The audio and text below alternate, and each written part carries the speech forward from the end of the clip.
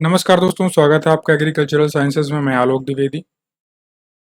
आज हम डिस्कस करेंगे आसियान के बारे में। इसका सेक्रेटरीट का लोकेशन कहाँ है, फंक्शनिंग क्या है आसियान की, आसियान देश कौन कौन से हैं, इसमें कितने सदस्य हैं। तो ये सभी डिस्कस करेंगे इन सभी पहलुओं पर आज के सेशन में। और ये काफ़ी इंपॉर्टेंट होने वाला है सेशन आपके लिए, क्योंकि इस समय जो है न्यूज़ में है आसियान कंट्रीज़। तो चलिए, और अक्सर इससे रिलेटेड एग्जाम में क्वेश्चन जरूर पूछा जाता है, एक क्वेश्चन निश्चित आता है इससे। देखिए, आसियान का जो फुल फॉर्म है ये क्या होता है? ये होता है association of south east Asian nation. क्या? Association of south east Asian nation, जिसे आप हिंदी में दक्षिण पूर्व एशियाई देशों का संघ बोलते हैं। ठीक। It is a regional inter governmental organisation of 10 South east Asian country. ASEAN क्या है? तो बेसिकली यह है 10 दक्षिण पूर्व एशियाई देशों का एक क्षेत्रीय अंतर सरकारी संगठन है। क्या है? अंतर सरकारी संगठन, जैसे हम बोलते हैं इंटर गवर्नमेंटल ऑर्गेनाइजेशन। ठीक है। It was established on 8 August 1967 in Bangkok, Thailand, with signing of ASEAN declaration और बैंकॉक डिक्लेरेशन। ठीक। यानी कि इसकी स्थापना 8 अगस्त 1967 को बैंकॉक, थाईलैंड में आसियान घोषणा, जिसे आप बोलते हो, या फिर बैंकॉक घोषणा पर हस्ताक्षर के साथ हुई थी। नेक्स्ट डिस्कस करें इसके सदस्य कौन कौन से हैं। तो सदस्य राज्य हैं इसमें जैसे कि Indonesia, Malaysia, Philippines, Singapore, Cambodia और वियतनाम।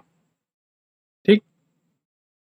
इसके बाद इट प्रमोट्स, इसके बाद ये और क्या करता है, इसका और क्या काम है आसियान का? तो it promotes inter governmental corporation.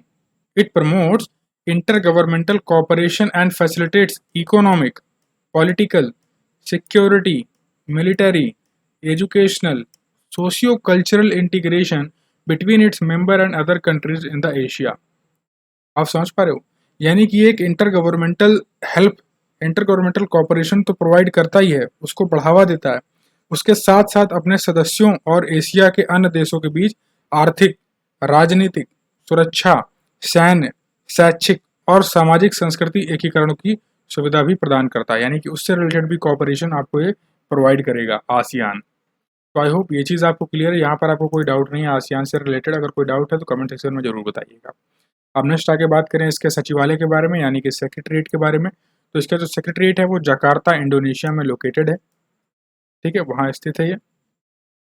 एक महासचिव के नेतृत्व में जो है ये आसियान सदस्य राज्यों और उनके संबंधित निकायों के काम का समन्वय करता है बेसिकली। यानी कि एक जो है ये महासचिव की तरह एक्ट करता है, जकार्ता, इंडोनेशिया। ठीक है।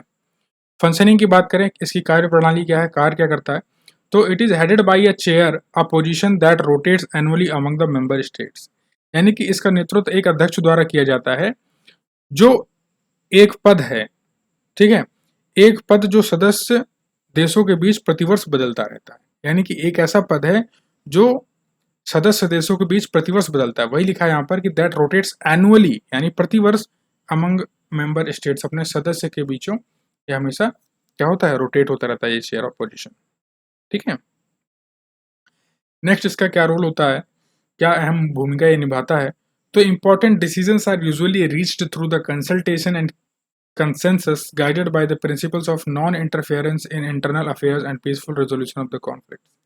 यानी कि जो महत्वपूर्ण निर्णय जो लिए जाते हैं आमतौर पर आंतरिक मामलों में हस्तक्षेप न करने और संघर्षों के शांतिपूर्ण समाधान के सिद्धांतों द्वारा जो निर्देशित परामर्श हैं और सर्वसम्मति के माध्यम से लिए जाते हैं।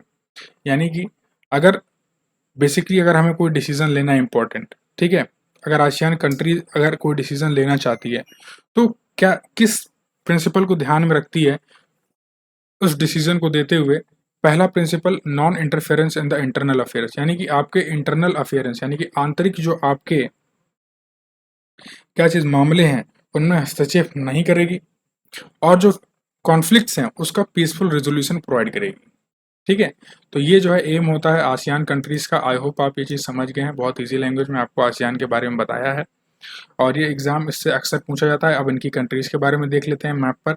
ये देखिए, ये म्यांमार है, इसकी कंट्री है। फिर इसके बाद हम लाओस पे चलते हैं। पहले नंबर पे आपकी म्यांमार हो गई, दूसरे नंबर में आपकी लाओस हो गई, तीसरे नंबर में आपकी थाईलैंड हो गई, फिर अगर चौथे नंबर की बात करें तो फिलीपींस, 5वें नंबर पे आपकी वियतनाम हो गई, यानी कि टॉप से बॉटम हम जा रहे हैं। 6वें नंबर पे कंबोडिया हो गई। 7वें नंबर पे आपकी ब्रूनी हो गई। 8वें नंबर पे आपकी मलेशिया हो गई। 9वें नंबर पे आपकी सिंगापुर हो गई। और 10वें नंबर की आपकी इंडोनेशिया हो गई। यानी कि आसियान कंट्रीज कितने नेशंस का ग्रुप है? 10 कंट्रीज का, 10 राज्यों का जो है संगठन है आसियान। तो आई होप ये चीज़ आपको क्लियर है, कहीं पर कोई डाउट नहीं है। अगर आपको वीडियो अच्छा लगा, वीडियो को लाइक कीजिएगा, दोस्तों के साथ शेयर कीजिएगा। ऐसी एजुकेशनल वीडियोस पाने के लिए चैनल को सब्सक्राइब कर लीजिए दोस्तों, और बेल आइकन को जरूर टैप कर लीजिएगा, जिससे कि आपको नोटिफिकेशन रेगुलर बेसिस पर मिलती रहे।